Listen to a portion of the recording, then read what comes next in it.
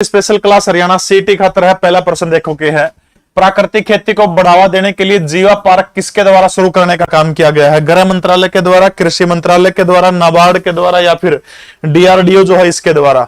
जीवा पार्क जो है प्राकृतिक खेती का एक उदाहरण हम अपने पड़ोसी देश श्रीलंका के अंदर देख चुके हैं। जो भयंकर जो हालात श्रीलंका का उसके अंदर एक नेचुरल फार्मिंग जो है वो खेती जो है वो भी इसके लिए एक जिम्मेवार है, क्योंकि हिंदुस्तान के अंदर नेचुरल फार्मिंग अभी भी न्याय संगत नहीं है। कारण सबसे बड़ा ये कि इस देश की जनसंख्या ज्यादा, वहां पर नेचुरल खेती कतई काम नहीं आ सकती। लेकिन इसके लिए जो है नाबार्ड के द्वारा जो है जीवा पार्क बनाने का काम किया गया है। नाबार्ड जो है राष्ट्रीय कृषि एवं ग्रामीण विकास बैंक, जिसकी स्थापना 12 जुलाई 1982 को की गई थी। इंदिरा गांधी उस समय भारत की प्रधानमंत्री हुआ करती थी। 1982 के अंदर इसकी स्थापना की गई थी और इसका हेड ऑफिस जो है वो कड़ा है। तो याद रखना, भारत की आर्थिक राजधानी मुंबई जो है, मुंबई के अंदर इसका क्या है हेडक्वार्टर है। ये चीज आपने याद रखनी है। डीआरडीओ जो है, डीआरडीओ की स्थापना कब हुई थी? तो 1958 के अंदर जो है डीआरडीओ की स्थापना हुई थी। वर्तमान समय में लगभग 64 साल डीआरडीओ के हो चुके हैं। भारत के गृह मंत्री कौन है? तो अमित शाह भारत के गृह मंत्री और भारत के पहले सहकारिता मंत्री हैं। इसके अलावा भारत के कृषि मंत्री कौन है? तो नरेंद्र तोमर जो है वो अब भारत के क्या है कृषि मंत्री है। ठीक है, बिल्कुल। गोविंद चितालला जो है वो वर्तमान समय में इसके क्या है, गोविंद जो है वो वर्तमान समय में नाबार्ड जो है, नाबार्ड के चीफ कौन है? तो गोविंद है। तो याद रखना, जीवा पार्क शुरू किसके द्वारा किया गया है? नाबार्ड के द्वारा जो है जीवा पार्क शुरू किया गया है। 11 राज्यों के अंदर जो इसके तहत वाटर साइड कार्यक्रम जो है वो लगाने का काम किया जाएगा। अगला प्रश्न देखो भाई, क्या है झज्जर जिले के किस 12 वर्षीय बच्चे ने मोबाइल पर 3 लर्निंग ऐप बना करके पूरी दुनिया के अंदर नाम कमाने का काम किया है? मात्र 12 साल का बालक है, 12 साल के छोरे ने 3 लर्निंग ऐप बनाए हैं और बना करके अपना जो रिकॉर्ड जो है सबसे कम उम्र में ऐप बनाने का रिकॉर्ड दर्ज कराने का काम किया। हरियाणा के झज्जर जिले का ये है। विशु है, कार्तिक है, हर्ष है, साहिल है। तो फटाफट उस लड़के का नाम बताने का काम करिए। तब तक मैं आपको अपना जो लिसो ऐप जो है LISO गूगल प्ले स्टोर में जाकर लिसो लिखना, उसके ऊपर एक बैच चल रहा है CET02। CET02 पूरा का पूरा थ्योरी बैच है। 249 रुपए के अंदर सारी लाइव क्लासें मिलेगी। लाइव नहीं देख सको तो रिकॉर्डिंग क्लास आपने मिल जाओगी। ठीक है, तो उस लड़के का नाम क्या है? तो याद रखना, कार्तिक नाम का वो लड़का है झज्जर जिले का, जिसने 3 लर्निंग ऐप बना करके पूरे दुनिया के अंदर जो है नाम कमाने का काम किया। ठीक है, कार्तिक नाम है उस लड़के का। हरियाणा प्रदेश के अंदर कुल कितनी रजिस्टर्ड गौशाला है, यानी जिसको सरकार से मान्यता प्राप्त है वो रजिस्टर्ड गौशालाएं कितनी है? 567, 615, 359 या फिर 918। हरियाणा के अंदर एक आयोग है। आयोग का नाम क्या है? तो याद रखना, गौ सेवा आयोग। मनोहर लाल खट्टर सरकार के द्वारा 2015 के अंदर जो है गौ सेवा आयोग का गठन करने का काम किया गया था। और वर्तमान समय में श्रवण कुमार गर्ग जो है वो वर्तमान समय में क्या है, श्रवण कुमार गर्ग जो है वर्तमान समय में गौ सेवा आयोग के अध्यक्ष हैं। जदयू 2015 में बना था। तो याद रखना, भनीराम मंगला जो है वो वर्तमान पहले अध्यक्ष हुआ करते थे। ठीक है, तो वो चीज आपने ध्यान रखनी। तो हरियाणा प्रदेश के अंदर टोटल रजिस्टर्ड गौशाला की संख्या कितनी है? तो 615 जो है वो हरियाणा के अंदर टोटल रजिस्टर्ड जनसंख्या वो कितनी है गौशाला? तो 615 है। बस ये चीज आपने याद रखनी है। ठीक है, जीके परवीन उड़ान टेलीग्राम चैनल के अंदर पूरी की पूरी PDF अपने क्लास के तुरंत बाद दे दी जाएगी। राष्ट्रीय युवा महोत्सव 2022 की थीम क्या थी? राष्ट्रीय युवा महोत्सव जो है कब मनाया जाए? तो आपने याद रखना, भारत के एक महान संत जिनका जन्म 12 जनवरी 1863 को हुआ था, उस महान संत का नाम क्या है? स्वामी विवेकानंद के जन्मदिन के ऊपर जो इस देश के अंदर राष्ट्रीय युवा दिवस मनाया जाता है। और अब की बार का जो राष्ट्रीय युवा दिवस जो था वो कड़ा मनाया गया था। तो याद रखना, पांडिचेरी या फिर पुदुचेरी जो है, पांडिचेरी के अंदर जो है राष्ट्रीय युवा महोत्सव अब की बार मनाने का काम किया गया 2022 का। ठीक है, तो 12 जनवरी से इस महोत्सव की शुरुआत हुई थी। पांडिचेरी के अंदर है, ये चीज आपने ध्यान रखनी है। 12 से लेकर के 16 जनवरी तक जो है, 12 से 16 जनवरी 2022 तक पांडिचेरी के अंदर जो है ये कार्यक्रम हुआ था। और इसका उद्घाटन करने का काम भारत के 14वें प्रधानमंत्री नरेंद्र दामोदर दास मोदी के द्वारा करने का काम किया गया था। ठीक है, इसका उद्घाटन किसके द्वारा किया गया था? मोदी के द्वारा किया गया था। तो राष्ट्रीय युवा महोत्सव 2022 की थीम आपने बतानी है, पढ़ेगा युवा तो बढ़ेगा युवा, सक्षम युवा, सशक्त युवा, युवाओं की आजादी, या फिर इनमें से कोई नहीं। तो आपने ध्यान रखना, option B will be right answer, यानी सक्षम युवा, सशक्त युवा जो है ये थीम है। किस चीज की थीम है? युवा महोत्सव 2022 कड़ा मनाया गया पांडिचेरी में। उद्घाटन नरेंद्र मोदी के द्वारा किया गया। 12 से 16 जनवरी को किया गया। किसके जन्मदिन पर मनाया जाता है? 12 जनवरी को स्वामी विवेकानंद का जन्म होता है। 1863 के अंदर महान शख्स का जन्म हुआ था। ठीक है, तो सक्षम युवा, सशक्त युवा बनाना। ठीक है, इसके अलावा जो राष्ट्रीय योग दिवस जो था, अंतरराष्ट्रीय योग दिवस 21 जून को, उसका थीम क्या था? तो उसका थीम था मानवता के लिए योग। ठीक है, उसका थीम आपने याद रखना है। उसका थीम क्या था? मानवता के लिए योग जो है राष्ट्रीय अंतरराष्ट्रीय योग दिवस 21 जून का थीम क्या था? जनसंख्या की दृष्टि से हरियाणा प्रदेश की सबसे छोटी विधानसभा की सीट कौन सी है? फटाफट बताने का काम करिए। जनसंख्या की दृष्टि से भारत की सबसे छोटी विधानसभा की सीट कौन सी है? सबसे पहले बताइए साहब, बादशाहपुर है या फिर पंचकुला है, नारनौल है या फिर हिसार है? अगर आप क्षेत्रफल की बात करें तो क्षेत्रफल में सबसे बड़ी लोकसभा की सीट विधानसभा की सीट कौन सी है? तो याद रखना भिवानी जिले की लोहारू विधानसभा सीट जो है वो क्षेत्रफल की दृष्टि से हरियाणा प्रदेश की सबसे बड़ी विधानसभा की सीट है। लोहारू से विधायक जयप्रकाश दलाल हैं, जो वर्तमान समय में हरियाणा प्रदेश के कृषि मंत्री हैं, मत्स्य मंत्री हैं, डेयरी पशुपालन मंत्री हैं। और सबसे छोटी विधानसभा की सीट हरियाणा की वो कौन सी है? वो है वल्लभगढ़ सीट जो है फरीदाबाद की। ये क्षेत्रफल की दृष्टि से हरियाणा प्रदेश की सबसे छोटी विधानसभा की सीट है। और वल्लभगढ़ के विधायक भारतीय जनता पार्टी के कौन है? याद रखना है मूलचंद शर्मा, जो हरियाणा प्रदेश के परिवहन मंत्री, खान एवं खनन मंत्री भी हैं। ठीक है, तो दोनों सीट जो छोटी बड़ी दोनों सीटों से जो विधायक जो है वो हरियाणा प्रदेश के क्या है? तो वो मंत्री हैं। हरियाणा जी के करवा दो ना। और क्यों गाल खाओ मेरा मुंह, तो यार मूड खराब करने लग रहा है। और क्या है हरियाणा जी, क्या प्रश्न को नहीं हो? ठीक है, तो याद रखना लोहारू जो है क्षेत्रफल की दृष्टि से सबसे बड़ी सीट है। और वल्लभगढ़ जो है क्षेत्रफल की दृष्टि से हरियाणा प्रदेश की जो क्या है वो सबसे छोटी किसकी सीट है? विधानसभा की सीट है। ठीक है, अगर आप बात करें तो ग्रामीण जनसंख्या के आधार पर हरियाणा प्रदेश की छोटी और बड़ी सीट, ठीक है, ग्रामीण मतदाता के हिसाब से, ठीक है, ग्रामीण मतदाता के अकॉर्डिंग हरियाणा प्रदेश की सबसे छोटी विधानसभा की सीट और सबसे बड़ी विधानसभा की सीट, तो फटाफट कमेंट करके बताइएगा। ठीक है, बोलो शाबाश, जल्दी जल्दी। ग्रामीण मतदाता वोटर जो है उनके हिसाब से हरियाणा प्रदेश की सबसे छोटी और बड़ी सीट, तो सबसे बड़ी सीट कौन सी है? तो याद रखना है बादशाहपुर जो है, गुड़गांव की बादशाहपुर जो है, बादशाहपुर वो ग्रामीण मतदाता की संख्या के हिसाब से हरियाणा प्रदेश की सबसे बड़ी सीट है। और सबसे छोटी सीट आपने याद रखना कौन सी है? तो नारनौल जो है, नारनौल जो है वो सबसे छोटी है ग्रामीण मतदाता के हिसाब से। सबसे छोटी कौन सी है? तो नारनौल आपने याद रखना। बड़ी कौन सी? बादशाहपुर। किसके हिसाब से? ग्रामीण मतदाता की संख्या के हिसाब से। ठीक है, अगर आप शहरी मतदाता के अकॉर्डिंग आपसे यही प्रश्न पूछो तो फिर उत्तर बदल जाओगा कि शहरी मतदाता के अकॉर्डिंग हरियाणा प्रदेश की छोटी और बड़ी सीटें कौन सी है? ठीक है, शहरी मतदाता, तो शहरी मतदाता के अकॉर्डिंग हरियाणा की छोटी और बड़ी सीटें बताओ शाबाश फटाफट। शहरी मतदाता में सबसे पहले बड़ी और उसके बाद में छोटी सीटें कौन सी है विधानसभा की? हरियाणा का सबसे बड़ा शहर कौन सा है? याद रखना, अपना शहर पूछ रखा तो फरीदाबाद हरियाणा प्रदेश का सबसे बड़ा शहर है। तो सबसे बड़ी विधानसभा की सीट कौन सी है? फरीदाबाद जो है वो हरियाणा की शहरी मतदाता के आधार पर सबसे बड़ी विधानसभा की सीट है। और सबसे छोटी विधानसभा की सीट शहरी मतदाता के आधार पर वो कौन सी है? तो वो हरियाणा की पंचकुला विधानसभा सीट जो है वो शहरी मतदाता के हिसाब से सबसे छोटी विधानसभा की सीट है। ठीक है, अगर मैं बात करूं हरियाणा प्रदेश के अंदर 90 विधानसभा की सीटें हैं, 90 में से 17 सीटें अनुसूचित जाति के लिए आरक्षित है। और 90 में से जो सबसे छोटी और बड़ी, आपने ध्यान रखना कि सबसे छोटी जो एससी के लिए जो आरक्षित है वो सबसे छोटी और सबसे बड़ी विधानसभा की सीटें। तो फटाफट कमेंट करके बताइए, 90 में से 17 सीटें अनुसूचित जाति के लिए आरक्षित है, उनमें सबसे बड़ी कौन सी है? तो आपने याद रखना है सबसे बड़ी सीट जो अनुसूचित जाति के लिए जो आरक्षित है वो फतेहाबाद विधानसभा, फतेहाबाद जिले का एक विधानसभा जिसका नाम क्या है? रतिया। ये रतिया सबसे बड़ी है। और सबसे छोटी कोई आपसे पूछता तो याद रखना छोटी, एक मिनट इसने डिलीट कर दूं, सबसे बड़ी कौन सी है? तो याद रखना बड़ी और लिख दिया, तो सबसे बड़ी है रतिया। और एससी की जो सबसे छोटी है मतदाता के हिसाब से अगर मैं बात करूं तो वो कौन सी है? तो सोनीपत जिले की खरखोदा विधानसभा सीट जो है वो अनुसूचित जाति के लिए आरक्षित है और एससी के अंदर सबसे छोटी विधानसभा है हरियाणा प्रदेश की।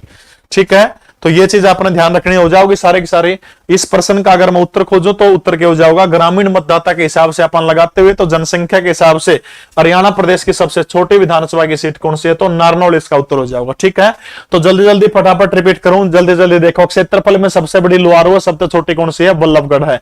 मूलचंद शर्मा खान खनन मंत्री, हरियाणा के परिवहन मंत्री है। लोहारू से जेपी दलाल, हरियाणा के कृषि मत्स्य और डेयरी पशुपालन मंत्री है। ग्रामीण मतदाता के हिसाब से हरियाणा प्रदेश की सबसे बड़ी सीट गुड़गांव की बादशाहपुर है, सबसे छोटी कौन सी है? नारनौल विधानसभा सीट है।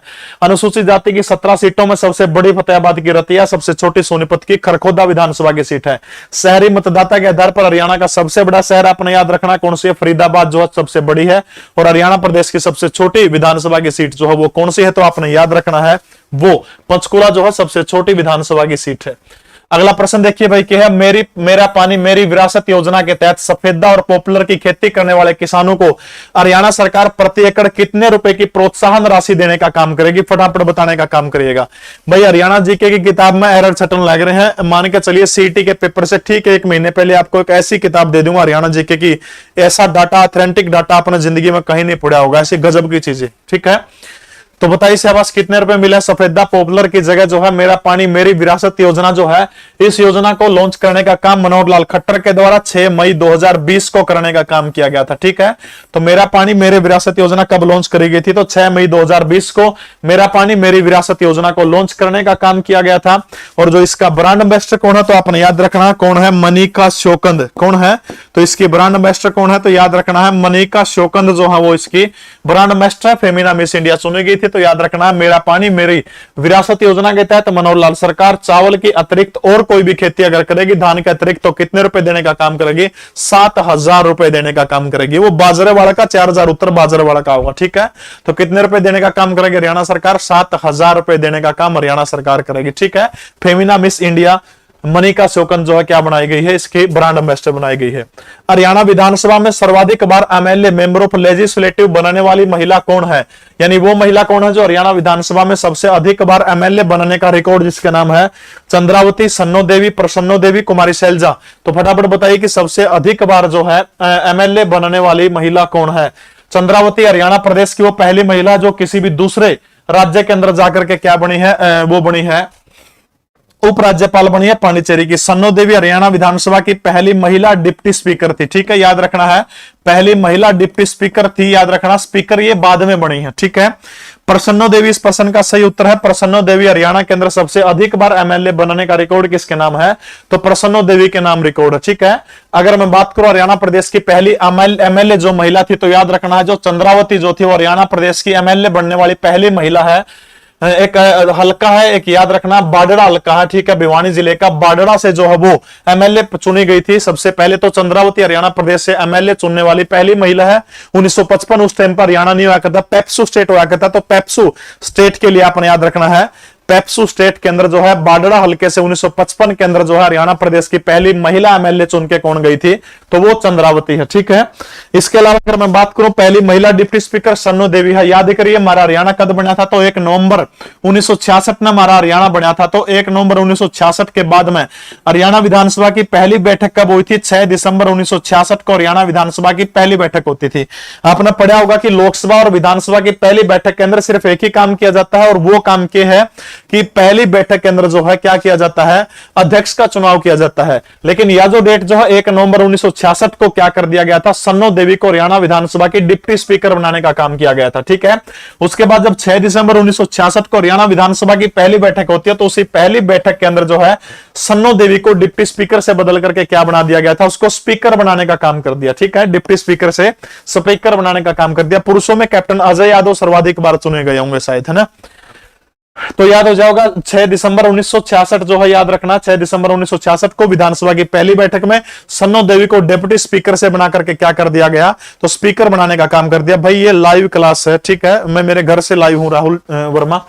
ठीक है, तो 6 दिसंबर से पहले वो क्या थी? तो याद रखना वो डेप्टी स्पीकर थी। उसके बाद वो क्या बनी है? स्पीकर बनी है। हरियाणा के अंदर 3 महिलाएं ऐसी हुई अब तक जो डेप्टी स्पीकर के पद के ऊपर पहुंची है। सबसे पहले सन्नो देवी है, दूसरी है लेखपति जैन जो अंबाला से चुनकर आया करती थी। ठीक है, लेखपति जैन।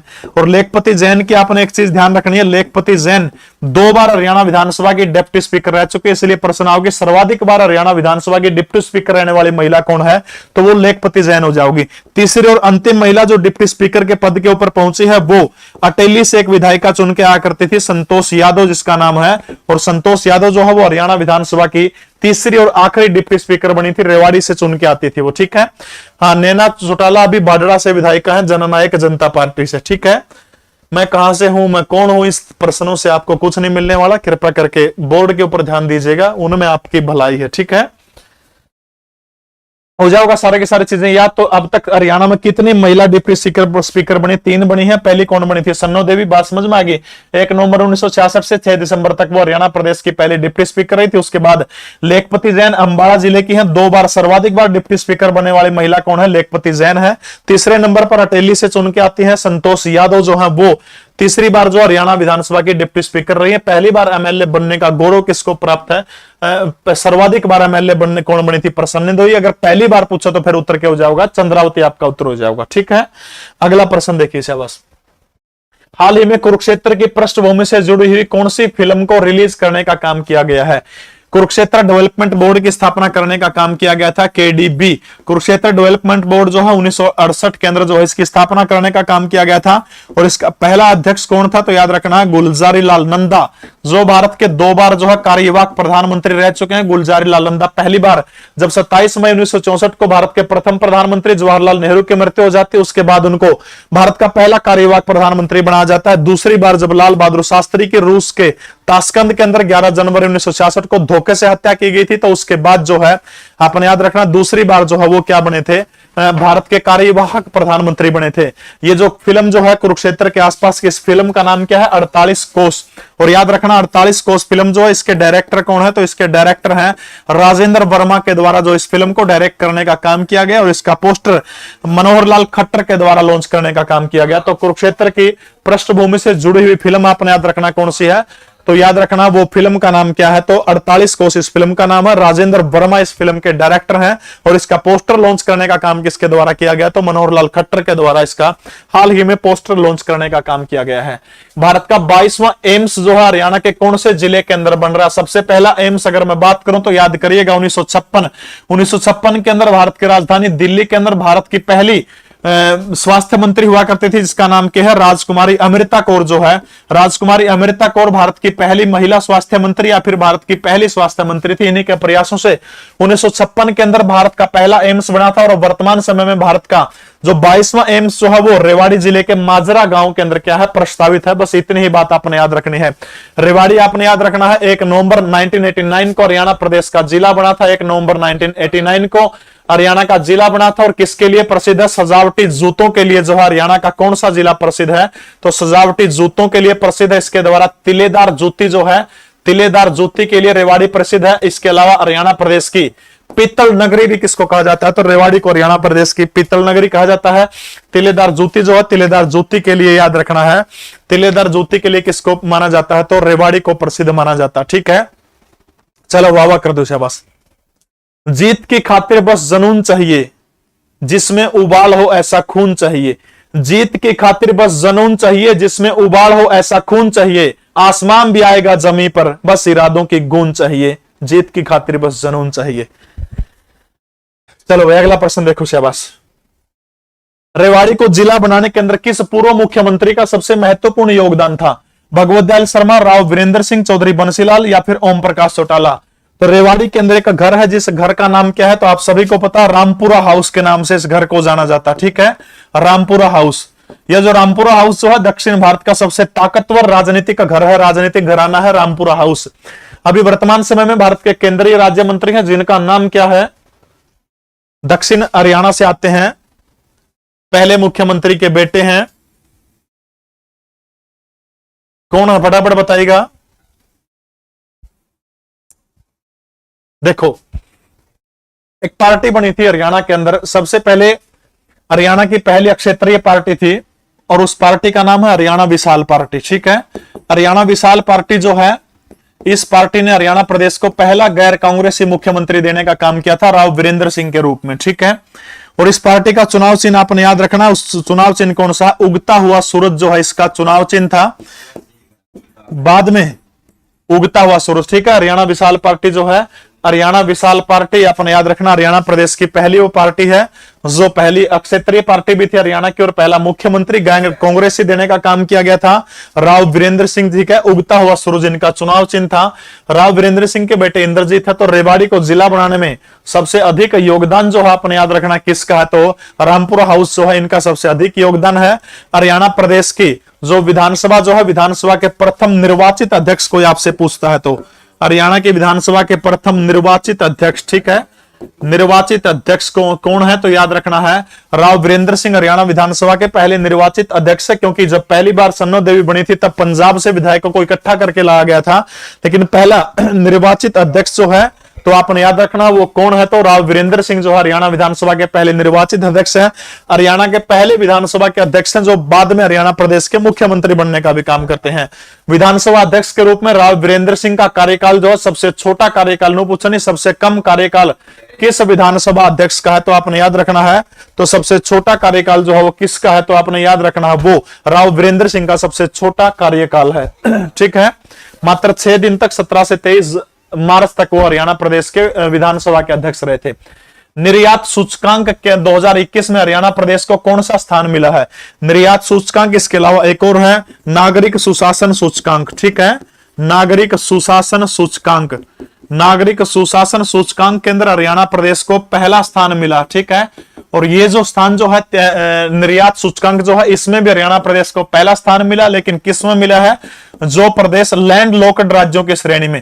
लैंड लॉक्ड राज्य का मतलब क्या है? ऐसा भूभाग जिसकी सीमा ना तो समुद्र से लगती है और ना ही किसी अन्य देश से लगती है। जैसे हरियाणा प्रदेश जो है इसकी सीमा ना तो समुद्र से लगती ना ही किसी दूसरे देश से लगती है, तो वो लैंड लॉक्ड राज्य है। जैसे भारत का मध्य प्रदेश राज्य है, जैसे भारत का तेलंगाना राज्य है, भारत का झारखंड राज्य है, हरियाणा राज्य है, ये लैंड लॉक्ड राज्य, तो उनके अंदर जो है याद रखना है हरियाणा का पहला स्थान था। नागरिक सुशासन सूचकांक के अंदर हरियाणा प्रदेश का कौन सा स्थान था? तो पहला स्थान था। अपना ये चीज ध्यान रखना है। हरियाणा के किस जिले में भगवान श्री कृष्ण की 40 फीट ऊंची विराट प्रतिमा का लोकार्पण करने का काम किया गया है? तो फटाफट बताने का काम करेगा। कैथल के अंदर, सिरसा के अंदर, कुरुक्षेत्र के अंदर या फिर यमुनानगर के अंदर। पूरी की पूरी पीडीएफ जीके परवीन उड़ान टेलीग्राम चैनल आप ज्वाइन करिएगा, उसके ऊपर तुरंत बाद क्लास के खात्मे के बाद में तुरंत बाद आपको पूरी की पूरी पीडीएफ अभी प्रोवाइड करवा दी जाएगी। ठीक है, तो फटाफट बताने का काम करिएगा। बिल्कुल सही है, ज्योतिसर नामक तीर्थ स्थान है जहां पर भगवान श्री कृष्ण ने अर्जुन को गीता का उपदेश देने का काम किया था। ठीक है, ज्योतिसर नामक तीर्थ स्थान जो है वट वृक्ष के नीचे भगवान श्री कृष्ण ने अर्जुन को गीता का उपदेश दिया था, और इसी ज्योतिसर नामक तीर्थ स्थान के ऊपर राम सुथार नामक जो मूर्तिकार जो है उनके द्वारा बनाई गई मूर्ति का लोकार्पण हरियाणा प्रदेश के 18वें राज्यपाल महामहिम बंडारू दत्तात्रेय के द्वारा करने का काम किया गया। ठीक है, बंडारू दत्तात्रेय हरियाणा प्रदेश के 18वें राज्यपाल हैं। और याद रखना ज्योतिसर तीर्थ हरियाणा के कौन से जिले के अंदर? तो कुरुक्षेत्र जिले के अंदर 40 फुट ऊंची प्रतिमा का अनावरण करने का काम किया। भगवान श्री कृष्ण अर्जुन को गीता का उपदेश देते हुए सबसे पहले किसको पूजने की बात कहते हैं? तो याद रखना मां दुर्गा की स्तुति करने को भगवान श्री कृष्ण अर्जुन को कहते हैं। यदि आपने युद्ध जीतना तो सबसे पहले आप मां दुर्गा की स्तुति करने का काम करिएगा। तो ज्योतिसर के अंदर जो है 40 फीट ऊंची प्रतिमा बनाने का काम किया गया है। हरियाणा का सर्वाधिक बार विधानसभा का अध्यक्ष रहने का रिकॉर्ड किसके नाम है? यानी अधिक बार, सबसे अधिक बार हरियाणा विधानसभा जो है, हरियाणा विधानसभा का स्पीकर जो है वो कौन रहा है? ये चीज आपने ध्यान रखना है। अभी अग्रवाह नहीं है, अभी जो मेरा जो सेमिनार है वो अगले महीने के अंदर, अगस्त के अंदर सिरसा के अंदर एक बहुत बड़ी नामी एकेडमी है, सिरसा के अंदर सेमिनार होगा। तारीख अनाउंसमेंट आपको कर दिया जाएगा। सिरसा के अंदर है, नाथू श्री चोपटा के अंदर 2 शायद सेमिनार अगस्त में प्रस्तावित है, उनकी डेट आपको बता दूंगा। ठीक है, याद रखना सरदार तारा सिंह। तो सरदार तारा सिंह जो है आपने याद रखना है सबसे लंबे समय तक हरियाणा विधानसभा के स्पीकर कौन रहे हैं? तो सबसे लंबे समय तक याद रखना सरदार तारा सिंह जो है सबसे लंबे समय तक रहे हैं। हरमोंदर सिंह चड्डा जो है याद रखना, एच.एस. चड्डा जो है हरियाणा विधानसभा के 3 बार स्पीकर रहने का रिकॉर्ड इनके नाम है। सन्ना देवी हरियाणा विधानसभा की पहली महिला डिप्टी स्पीकर, पहली महिला स्पीकर बनी थी। बनारसी दास गुप्ता ये भी हरियाणा विधानसभा के स्पीकर रह चुके हैं, और इसके बाद स्पीकर के बाद हरियाणा प्रदेश के सीएम भी रह चुके हैं। ठीक है, और पंचायती राज क्यों और कैसे नामक किताब जो है किसके द्वारा लिखी गई थी? तो आप याद रखना है, तो पंचायती राज क्यों और कैसे जो है वो बनारसी दास गुप्ता के द्वारा लिखी गई थी। ठीक है भाई, तड़का भी ले लूंगा क्लास, तड़का भी क्लास होगी। ठीक है, अब खुश हो, कल भी क्लास होगी। ठीक है, बार न हो गया इतवार न को नहीं हो। ठीक है, तड़का बार न भी क्लास ले लूंगा, तो सारे आज जो कल भी क्लास होगी। ठीक है, एच.एस. चड्डा 3 बार बने। सबसे लंबा कार्यकाल सरदार तारा सिंह का है। सबसे छोटा कार्यकाल किसका? तो याद रखना राव वीरेंद्र सिंह जो है, राव वीरेंद्र सिंह का सबसे छोटा कार्यकाल है, जो 17 मार्च से लेकर के 23 मार्च 1967 तक जो है वो क्या रहे थे? हरियाणा विधानसभा के स्पीकर रहे थे। सन्नो देवी हरियाणा का जो जगाधरी जो है, जगाधरी से विधायिका चुन के आ करती थी। ठीक है, तड़का फिर 8 बजे क्लास होगी भाई। ठीक है, हाल ही में किस देश के प्रधानमंत्री बोरिस जॉनसन ने इस्तीफा देने का काम किया? Britain, America, Canada, Australia. तो बिल्कुल आसान सा प्रश्न है। ब्रिटेन के प्रधानमंत्री बोरिस जॉनसन ने इस्तीफा देने का काम कर दिया। और भारत के लिए बड़ी सौभाग्य की बात है, ऋषि सुनक जो है वो इंग्लैंड के अगले प्रधानमंत्री बनने जा रहे हैं। जिन अंग्रेजों के हम लोग 250 साल तक गुलाम थे, उस इंग्लैंड का प्रधानमंत्री जो है एक भारतीय बनने ही वाला है। अभी शायद नहीं बने हैं। राज्य में जन्मी प्रथम महिला राज्यपाल कौन है, यानी वो महिला कौन है जो हरियाणा प्रदेश के अंदर जिसका जन्म हुआ था और किसी दूसरे प्रदेश की राज्यपाल वो बनी है, तो उसका नाम बनगे जियाद। शायद भाई बन गया, नहीं बने हैं, शायद नहीं बने हैं। देखो, तो राज्य में जन्मी पहली महिला राज्यपाल कौन है, तो चंद्रावती जो है, चंद्रावती हरियाणा प्रदेश की पहली महिला एमएलए भी हैं और पहली महिला राज्यपाल जो है, इनको पांडिचेरी की राज्यपाल उपराज्यपाल बनाया गया था। बल्कि राज्यपाल नहीं होना चाहिए, यहां पर उपराज्यपाल ऑप्शन में होना चाहिए था। ठीक है, यानी किसी भी राज्य की उपराज्यपाल बनने वाली केंद्र शासित प्रदेश की जो है, बन गया गुरुजी। भाई मैंने शायद अपडेट नहीं हूं, देखा नहीं, हाँ शायद मोबाइल कम चला है, बन गया तो बड़ी अच्छी बात है। ठीक है, तो चंद्रावती जो है याद रखना है, हरियाणा प्रदेश की पहली महिला राज्यपाल थी।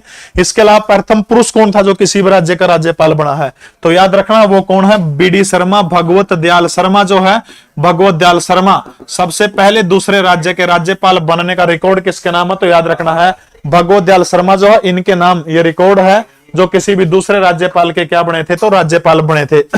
सबसे पहले वो उड़ीसा का राज्यपाल भगवत दयाल शर्मा को बनाया गया था, उसके बाद वो मध्य प्रदेश के राज्यपाल हो रहे थे। याद रखना 1977 से 1980 तक वो उड़ीसा के राज्यपाल रहे हैं, 1980 से लेकर के 1984 तक वो किसके राज्यपाल रहे हैं, तो वो मध्य प्रदेश के राज्यपाल रहे हैं। पांडिचेरी की उपराज्यपाल थी चरखी दादरी का एक गांव है डालावास, तो चरखी दादरी के डालावास गांव के अंदर जो है चंद्रावती का जन्म हुआ था। और राज्यपाल कहां के, तो याद रखना है पांडिचेरी की उपराज्यपाल बनी है। ठीक है, भगवत दयाल शर्मा जो है मध्य प्रदेश और उड़ीसा दोनों राज्यों के राज्यपाल रह चुके हैं। प्रसन्नी देवी याद रखना हरियाणा में सबसे ज्यादा बार एमएलए बनने वाली महिला है।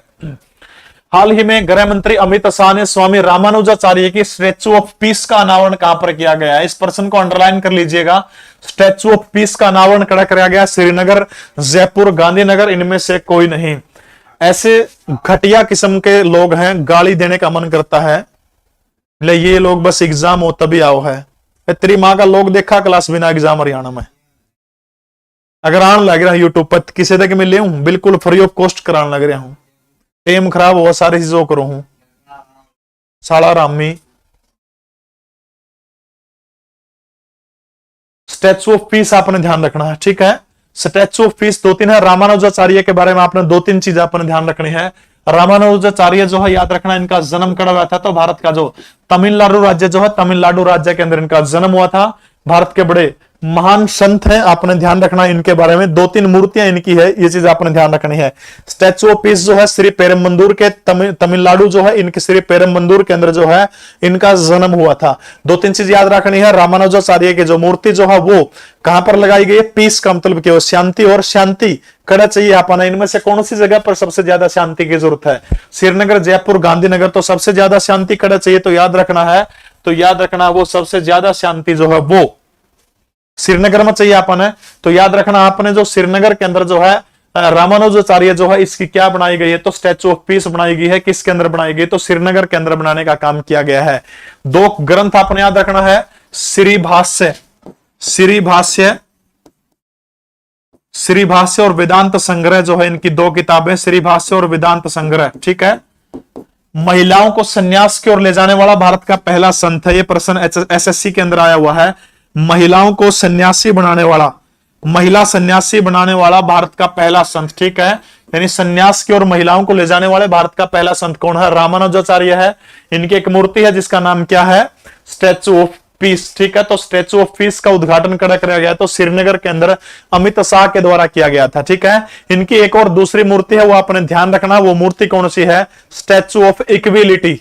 ठीक है, समानता, इक्विलिटी जो मूर्ति जो है वो कड़ा बनाई गई है, तो याद रखना है स्टैचू ऑफ इक्विलिटी जो है 216 फुट ऊंची है, स्टैचू ऑफ इक्विलिटी। ठीक है, इक्विलिटी, स्टैचू ऑफ इक्विलिटी जो है वो हैदराबाद राज्य के अंदर, ठीक है, हैदराबाद के अंदर है, 216 फुट ऊंची है, वो भी इन्हीं की, स्टैचू ऑफ इक्विलिटी भी इन्हीं की है। ठीक है, 216 फुट ऊंची है, पंच धातु से उसको बनाने का काम किया गया है।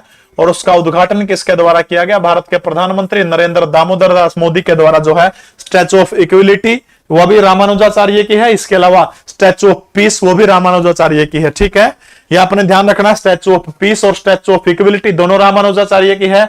स्टैचू ऑफ पीस श्रीनगर के अंदर, स्टैचू ऑफ इक्वलिटी हैदराबाद के अंदर 216 फुट ऊंची है और इसका उद्घाटन नरेंद्र मोदी के द्वारा करने का काम किया गया था। इसके अलावा सरदार पटेल की एक मूर्ति है, जिस सरदार पटेल की मूर्ति को किस नाम से जाना जाता है? यूनिटी, स्टैचू ऑफ यूनिटी के नाम से जाना जाता है। तो गुजरात के अंदर नर्मदा नदी के किनारे जो सरदार सरोवर बांध जो है, सरदार सरोवर बांध के पास में जो है भारत की ऊंची मूर्ति है, जिसकी ऊंचाई कितनी? स्टैचू ऑफ यूनिटी जो है, यूनिटी, क्योंकि सरदार पटेल ने भारत को एकता में बांधने का काम किया था। 31 अक्टूबर को भारत के अंदर एक राष्ट्रीय एकता दिवस मनाने का काम किया जाता है। तो सरदार सरोवर बांध के ऊपर जो सरदार पटेल की मूर्ति जो है वो 182 मीटर उस मूर्ति की ऊंचाई है। नर्मदा नदी के तट के ऊपर वो मूर्ति बनी है। बस इतनी बात आपने ध्यान रखनी है, ठीक है। 182 फीट ऊंची मूर्ति है, ठीक है। हरियाणा का क्षेत्रफल कौन से पड़ोसी देश के लगभग बराबर माना जाता है? भाई राजस्थान में, और कौन सी होगी? अगर statue of peace Amit Shah ने जिसका उद्घाटन किया है वो श्रीनगर के अंदर है। बस इतनी बात आपने याद रखनी है। राम सुथार बिल्कुल बहुत बड़े मूर्तिकार है, लगभग मूर्तियों का डिजाइन जो है राम सुथार ही तय करने का काम करते हैं। तो बताइए शहबाज की हरियाणा प्रदेश का क्षेत्रफल जो है किस पड़ोसी देश के बराबर है? 44,212 है। तो इस पड़ोसी देश का क्षेत्रफल जो है वो 38,000 के समथिंग है। और वो पड़ोसी देश कौन सा? तो आपने याद रखना है भूटान जो है, भूटान के लगभग बराबर है हरियाणा प्रदेश का क्षेत्रफल, ठीक है। भूटान के अंदर है, ठीक है। अगला प्रश्न गौरव जांगड़ा, ओके।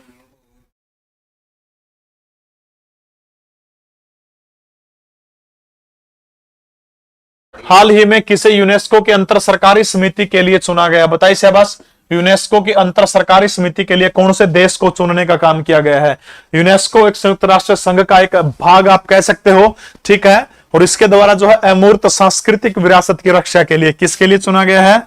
अमूर्त, ठीक है। अमूर्त सांस्कृतिक, ठीक है। अमूर्त सांस्कृतिक विरासत, अमूर्त सांस्कृतिक विरासत जो है इसकी, अमूर्त सांस्कृतिक विरासत की रक्षा के लिए जो है क्या चुना गया है? तो आपने याद रखना उस देश का नाम आपने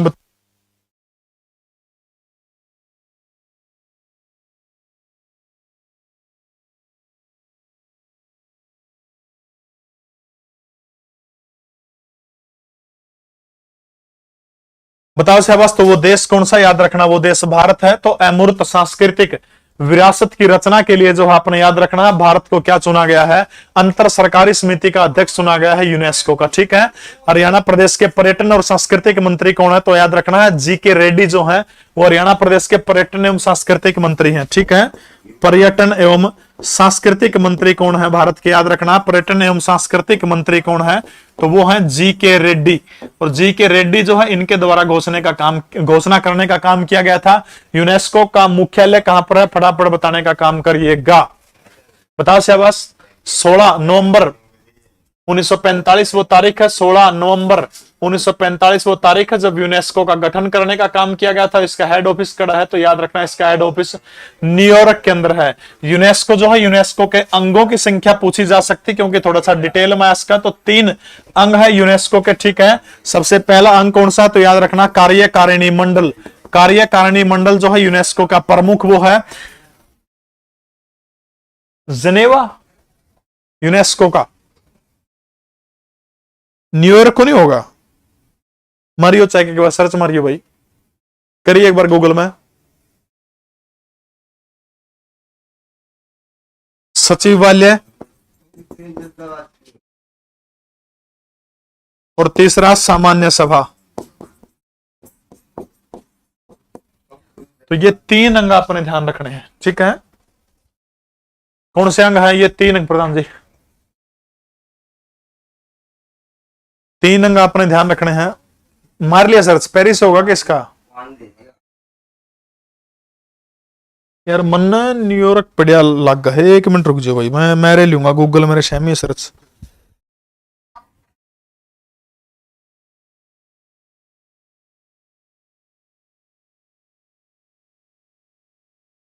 सही है भाई, पेरिस सही है, वो यूनिसेफ है, ठीक है। तो पेरिस फ्रांस के अंदर इसका मुख्यालय, ठीक है।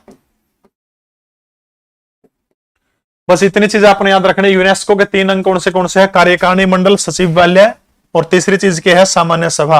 अमूर्त सांस्कृतिक विरासत के लिए जो है भारत को इसका अंतर सरकारी समिति जो है, अंतर सरकारी समिति का अध्यक्ष चुनने का काम किया गया। पर्यटन और सांस्कृतिक मंत्री भारत के कौन है? जीके रेड्डी हैं। Grading the bird the Gen Z2 success नामक किताब के लेखक कौन है? बड़ी प्रसिद्ध किताब है। प्रार्थना बनना जो है वो इसके क्या है? इस किताब के लेखक है, हाल ही में लिखी गई है। हरियाणा का गठन किस वित्त आयोग के दौरान हुआ था? बताइए शाबाश। संडे को क्लास भाई अभी नहीं होगी, संडे को क्लास जब डेट आ जाओगी तब एक क्लास सुबेरे करूंगा, एक क्लास शाम में करूंगा, ठीक है। तो अभी जो है कल शनिवार में कल क्लास होगी, ठीक है, याद रखना, ठीक है। बताओ शाबाश, हरियाणा का गठन कौन से वित्त आयोग के दौरान हुआ था? बहुत सारे गलत उत्तर भी दे रहे हैं, पहला, दूसरा, तीसरा, चौथा। वित्त आयोग जो है, दो तीन चीजें आपने याद रखनी है। वित्त आयोग, तो वित्त आयोग जो है, वित्त आयोग का गठन जो है वो संविधान के अनुच्छेद 280 के तहत किया जाता है। और कौन करता है? याद रखना, राष्ट्रपति के द्वारा किया जाता है। वित्त आयोग, एक प्रश्न आया था हरियाणा के अंदर, जो पटवारी का पेपर हुआ था, पहला पेपर था। वित्त आयोग अपनी रिपोर्ट किसको देता है? तो भारत के राष्ट्रपति को वित्त आयोग अपनी रिपोर्ट देने का काम करता है। सबसे पहला वित्त आयोग भारत के अंदर 1951 के अंदर बना था। और वर्तमान समय में जो है कौन सा वित्त आयोग कार्यरत है? तो याद रखना, वर्तमान समय में 15वां वित्त आयोग जो है वो कार्यरत है। 15वां वित्त आयोग 2017 के अंदर इसकी घोषणा करने का काम किया गया था। और 15वें वित्त आयोग का कार्यकाल 2020 से लेकर के 2025 तक जो है 15वें वित्त आयोग का कार्यकाल होगा। और 15वें वित्त आयोग के चीफ कौन है? तो याद रखना, NK सिंह जो है वो 15वें वित्त आयोग के चीफ हैं। और हरियाणा प्रदेश का जिस वित्त आयोग का समय गठन हुआ था उस समय राजमन्नार जो थे वो क्या थे? वो वित्त आयोग के अध्यक्ष थे। तो इसको राजमन्नार आयोग भी कहा जाता। तो फटाफट बताइएगा वो आयोग जो है वो कौन सा था? जल्दी जल्दी बताइएगा शाबाश। पहला 1951 से 1956 तक था। पहला वित्त आयोग का अध्यक्ष कौन था? बताइए शाबाश।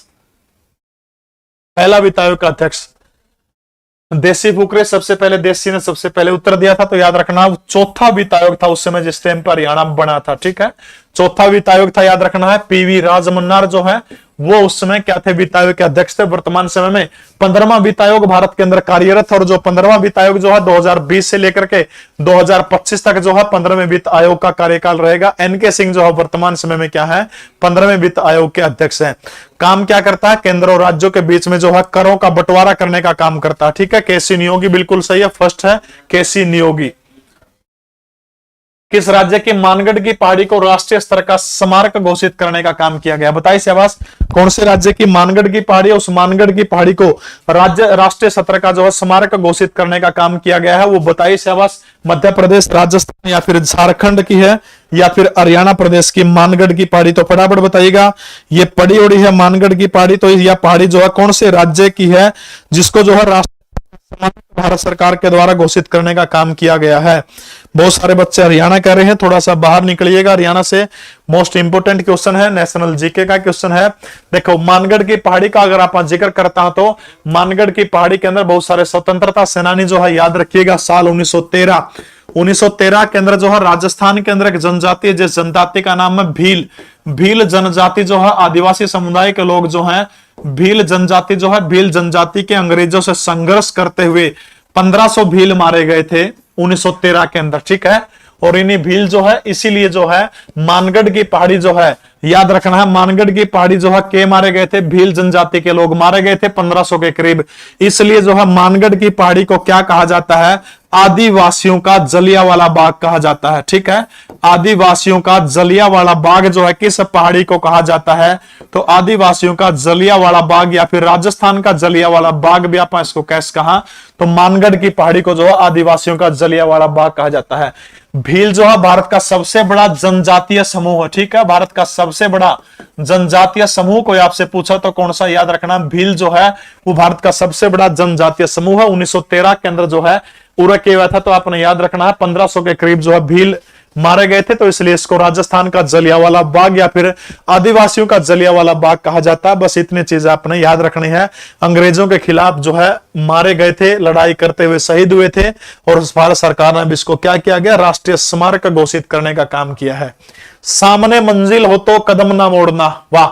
जो दिल में हो वो ख्वाब ना तोड़ना। सामने मंजिल हो तो कदम ना मोड़ना, जो दिल में है वो ख्वाब ना मोड़ना। हर कदम पर मिलेगी कामयाबी आपको, बस सितारे ढूंढने के लिए कभी जमीन ना छोड़ना। सामने मंजिल हो तो कदम ना मोड़ना, सितारे ढूंढने के लिए कभी जमीन ना छोड़ना, ठीक है। तो याद हो जाएगा, राजस्थान की मानगढ़ की वो पहाड़ी है। हाल ही में मिसेज मिसेज यूनिवर्स डिवाइन 2022 का खिताब किसके द्वारा जीता गया है? मिसेज यूनिवर्स डिवाइन 2022 का खिताब जो है वो किसके द्वारा जीता गया है? बिल्कुल तड़का भी क्लास होगी तो फटाफट बताइएगा। सीनी सेठी, पल्लवी सिंह या फिर खुशी पटेल या फिर इनमें से कोई नहीं। तो किसके द्वारा यह पुरस्कार जीतने का काम किया गया है? तो बिल्कुल सही है, पल्लवी सिंह के द्वारा जो है मिसेज यूनिवर्स डिवाइन जो है किसके द्वारा जीता गया? तो याद रखना है पल्लवी सिंह के द्वारा जीता गया है। उत्तर प्रदेश के कानपुर की रहने वाली है, ये कड़े की रहने वाली है, कानपुर की रहने वाली है। और ये प्रोग्राम कड़ा हुआ था तो याद रखना साउथ कोरिया के अंदर मिसेज यूनिवर्स डिवाइन 2022 का खिताब पल्लवी सिंह के द्वारा जीतने का काम किया है। हरियाणा प्रदेश का पहला सूफी संत कौन है? अनूप चंद आफ्ताब जो है उर्दू जो है हरियाणा के अंदर उर्दू के प्रथम और अंतिम राज्य कवि। ठीक है, प्रथम और अंतिम राज्य कवि कौन है? तो प्रथम और अंतिम राज्य कवि हरियाणा के कौन है? तो याद रखना है वो अनूप चंद आफ्ताब जो है प्रथम और अंतिम कवि है हरियाणा प्रदेश के। शेख मोहम्मद तरफ या फिर उदय भानु हंस या फिर शेख फरीद। तो बताइए शाबाश, हरियाणा प्रदेश का पहला सूफी संत कौन है? जल्दी जल्दी बताइएगा शाबाश। इनको शाह तुर्कमान के नाम से भी जाना जाता है। शाह तुर्कमान के नाम से भी इनको जाना जाता है। शाह तुर्कमान नारनौली के नाम से जाना जाओ। ठीक है, शाह तुर्कमान नारनौली वो कौन है? शेख मोहम्मद तुर्क जो है वो हरियाणा प्रदेश के प्रथम सूफी संत माने जाते हैं। शाह तुर्कमान नारनौली इनको कहा जाता है। और इसकी मजार जो है वो याद रखना, इसकी मजार कड़ा है तो हरियाणा का जो नारनौल जो है, हरियाणा के नारनौल के अंदर जो है इसकी के है मजार है। तो शाह तुर्कमान नारनौली के नाम से भी इस शख्स को क्या है जाना जाता है। हरियाणा के अंदर जो अगर सूफी का जिक्र हुआ तो हरियाणा के अंदर जो सूफी संतों का पवित्र शहर हरियाणा के किस शहर को कहा जाता है? तो सूफी संतों का पवित्र शहर हरियाणा के कौन से शहर को कहा जाता है? तो याद रखना है हरियाणा का आसी जो है, आसी को सूफी संतों का पवित्र शहर कहा जाओ है, इसलिए इसको आसी शरीफ के नाम से भी जाना जाता है। ठीक है, सूफी संतों का पवित्र शहर कहा जाओ इसलिए इसको हासी को क्या जाओ है हासी शरीफ के नाम से जाना जाता है। भारत का पहला सूफी संत कौन था? तो याद रखना भारत का पहला सूफी संत कौन था या फिर भारत का के अंदर जिसने चिश्ती संप्रदाय की स्थापना करी थी। नू पूछ ले हुए भारत के अंदर चिश्ती संप्रदाय या फिर भारत का पहला सूफी संत कौन था? तो भारत का पहला सूफी संत कौन था? तो याद रखना है वो था ख्वाजा मोइनुद्दीन चिश्ती।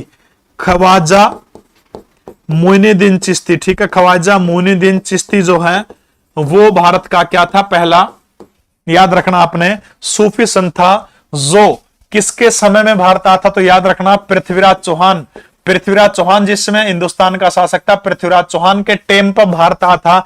नू पूछ ले किसका गल्ला भारत आया था? तो याद रखना है मोहम्मद गोरी जो है, मोहम्मद गोरी के समय भारत आया था ख्वाजा मोइनुद्दीन चिश्ती। ठीक है, और इसको किस नाम से जाना जाता है? याद रखना ख्वाजा साहब भी कहा जाता है। और इसकी दरगाह जो है वो कड़ा है तो राजस्थान का जो अजमेर जो है, अजमेर के अंदर जो है इसकी दरगाह है, राजस्थान के अजमेर के अंदर। ठीक है, भारत का पहला चिश्ती आजा भारत में चिश्ती संप्रदाय की स्थापना किसने करी थी? ख्वाजा मोइनुद्दीन चिश्ती ने करी थी। ख्वाजा साहब कहा जाओ भारत का पहला सूफी संत ख्वाजा मोइनुद्दीन चिश्ती। मोहम्मद गोरी का टाइम पर भारत आया था। पृथ्वीराज चौहान उसमें हिंदुस्तान का शासक था। इसकी दरगाह कड़ा है अजमेर के अंदर। ठीक है, पढ़ा है जी हिस्ट्री में, वेरी गुड। इसके अलावा फटाफट बताइए भारत की पहली महिला सूफी संत कौन है? तो भारत की पहली महिला सूफी संत कौन है? महिला सूफी संत भारत की, तो भारत की पहली महिला सूफी संत कौन है? तो आपने याद रखना है बीबी फातिमा। ठीक है, बीबी फातिमा जो है वो भारत की पहली महिला सूफी संत कौन है? तो बीबी फातिमा जो है वो भारत की पहली क्या है? तो याद रखना बीबी फातिमा भारत की पहली महिला सूफी संत है। पुरुष पूछा तो कौन है? ख्वाजा मोइनुद्दीन चिश्ती है। उर्दू के प्रथम कवि के रूप में और अंतिम कवि के रूप में किसको माना जाता है? अनूप चंद आफ्ताब को। भारतीय क्रिकेट टीम ने किसकी कप्तानी में लगातार 13 T20 क्रिकेट मैच जीतने का काम किया? फटाफट बताइएगा। भारत ने जो है किसकी कप्तानी के अंदर लगातार 13 T20 मैच जीतने का काम किया? उस कप्तान का नाम आपने बताना है। देसी बिल्कुल सही उत्तर दिया आपने। महेंद्र सिंह धोनी, विराट कोहली, रोहित शर्मा की कप्तानी के अंदर भारत ने जो है लगातार 13 T20 मैच जीतने का काम किया गया। जीके परवीन उड़ान टेलीग्राम चैनल के अंदर पूरी की पूरी पीडीएफ दे दूंगा आपको। प्रेम निवास या फिर नीली कोठी जो है वो किस जिले के अंदर? रोहतक, हिसार, सोनीपत या फिर भिवानी के अंदर।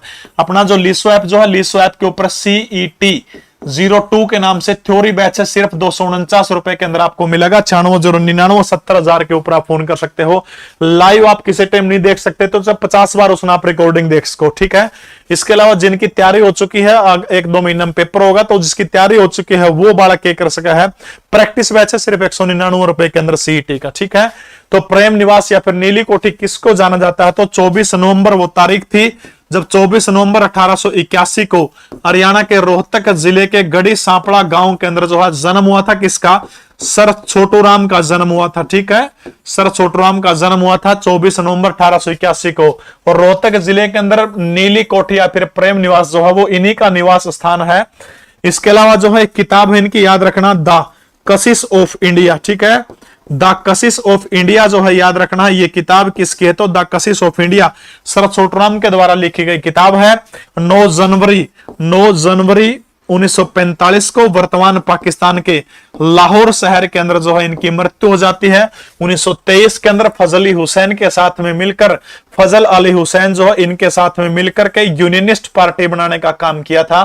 तो रोहतक जिले के अंदर प्रेम निवास या फिर नीली कोठी है। इनके धर्म के पिता कौन थे, तो सेठ साजूराम जो है वो इनके क्या थे, धर्म के पिता थे, ठीक है। सेठ साजूराम इनके धर्म के पिता हुआ करते थे। हाल ही में किसे उप चुनाव आयुक्त नियुक्त करने का काम किया गया है? उप चुनाव आयुक्त कौन है? सतीश चंद्र है, आर.के. गुप्ता है, मोहन सुब्रमण्यम है, या फिर इनमें से कोई नहीं? तो बताइए उप चुनाव आयुक्त किसको नियुक्त किया गया? तो आर.के. गुप्ता जो है इनको हाल ही में उप चुनाव आयुक्त बनाने का काम किया गया है, आर.के. गुप्ता को। हरियाणा प्रदेश के अंदर मुगल कालीन सबसे प्राचीन इमारत कौन सी है? तो याद करिएगा, हरियाणा के अंदर मुगलों का प्रवेश जो है 21 अप्रैल को होता है। 21 अप्रैल 1526। जगह है यमुना नदी का किनारा, और वो जगह कौन सी है? पानीपत। तो पानीपत के अंदर जो है आधी रात के समय इब्राहिम लोदी और बाबर के बीच में युद्ध होता है 21 अप्रैल 1526 को, पानीपत का पहला युद्ध। और इसी युद्ध के बाद में, इसकी युद्ध की बाद में जीतने के बाद में पानीपत के अंदर जो है क्या बनाता है, एक मस्जिद बनवाने का काम बाबर करता है, जिस अपनी रानी काबुली की याद के अंदर, ठीक है। तो इसको क्या कहा जाता है? काबुली बेग मस्जिद के नाम से जाना जाता है, ठीक है। सिलेबस जो नया सिलेबस है उसके अकॉर्डिंग पूरा का पूरा बैच करवाया जाएगा लीसो ऐप के ऊपर, ठीक है। सिलेबस का बैच है भाई, थ्योरी बैच है जो सीईटी गोरो सीईटी 02 जो बैच मिलेगा उसमें टोटली थ्योरेटिकल आपने पढ़ाने का काम किया जाएगा। देखो शाबाश। तो काबिलबाग मस्जिद जो है वो सबसे प्राचीन मस्जिद है। गुजरी महल हरियाणा के हिसार जिले के अंदर है। फिरोज शाह तुगलक के द्वारा काले पत्थरों से गुजरी महल का निर्माण करने का काम किया गया था। लाल मस्जिद हरियाणा प्रदेश के अंदर 2 जगह पर है। हाल ही में खारची उत्सव कौन से राज्य के अंदर मनाया गया? खारची उत्सव असम, त्रिपुरा, सिक्किम या फिर नागालैंड के अंदर? बताइए शाबाश, बताइए शाबाश। खारजी उत्सव कहां पर मनाया गया था? नीरमहल,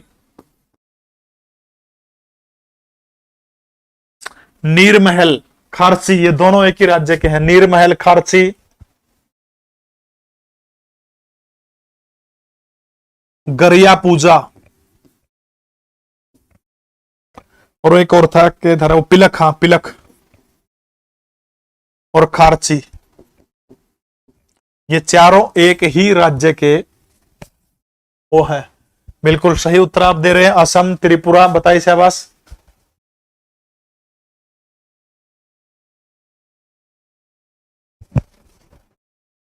देहिंग, पटकाई, वांचुआ,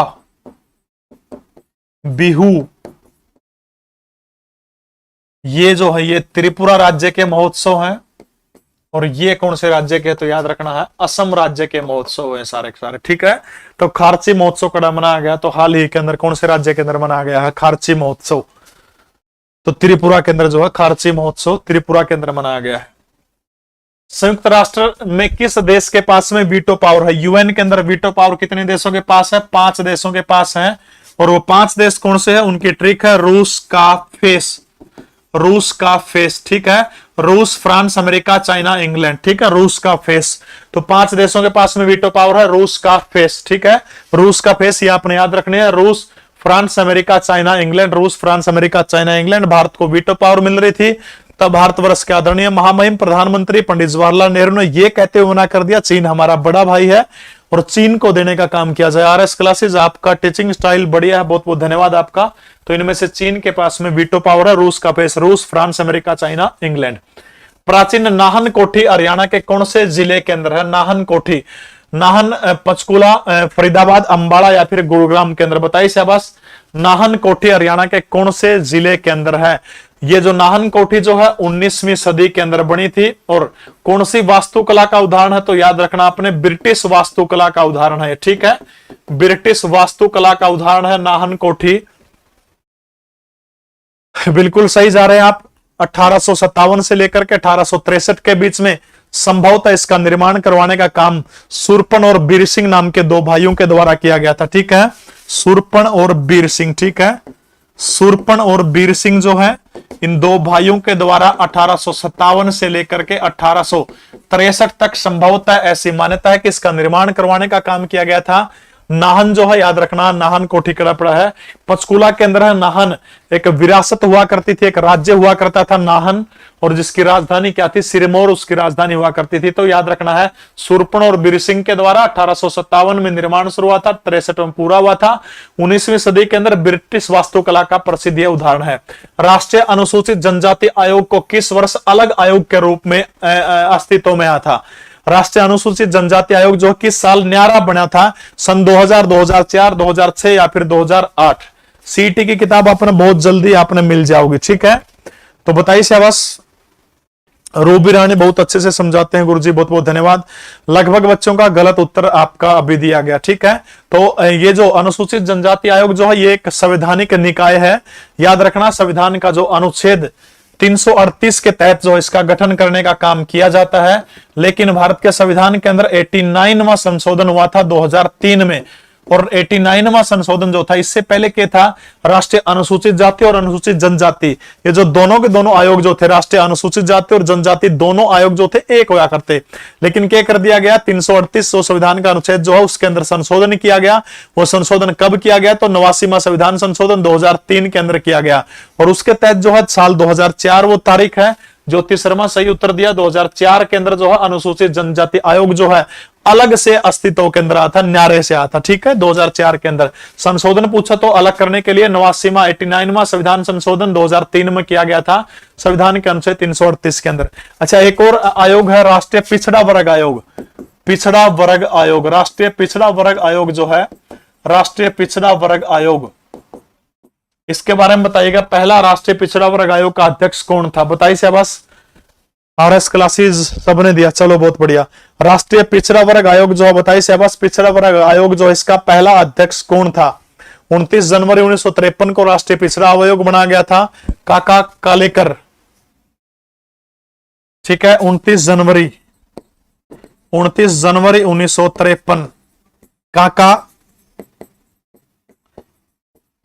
केलकर है कि मेरा निशान नाम है भाई उसका। तो पिछड़ा वर्ग आयोग जो है 29 जनवरी 1953 को काका कालेकर जो है, कलेकर है, केलकर ऐसा है नाम है, कलेर कलर इस तरह पूरा नाम भाई ध्यान में कोई, काका कालेकर केलकर ऐसा पढ़ कर दोगे नुकान, ठीक है। तो याद रखना, काका कालेकर केलेकर जो 1955 के अंदर आयोग बनाया गया। तो उसके बाद मंडल कमीशन जो है वो भी पिछड़ा वर्ग आयोग के लिए बनाया गया। तो उसके तहत जो है याद रखना 327% आरक्षण देने का काम किया गया। हाँ, मंडल, ये जो पिछड़ा वर्ग आयोग जो है, पिछड़ा वर्ग आयोग से संबंधित आपने एक बात याद रखनी है, 102वां संविधान संशोधन, ठीक है। 102वां संविधान संशोधन कब हुआ था? तो 102वां संविधान संशोधन 2018 के अंदर किया गया था, और इसके तहत जो है पिछड़ा वर्ग आयोग को जो है आपने याद रखना है संवैधानिक दर्जा देने का काम किया गया था, ठीक है। पिछड़ा वर्ग आयोग को संवैधानिक दर्जा कौन से संविधान संशोधन के तहत किया गया था? 102वें संविधान संशोधन 2018 के तहत पिछड़ा वर्ग को संवैधानिक दर्जा देने का काम किया गया था। अनुसूचित जनजाति आयोग को 89वें संविधान संशोधन 2003 के द्वारा अलग करने का काम किया गया था।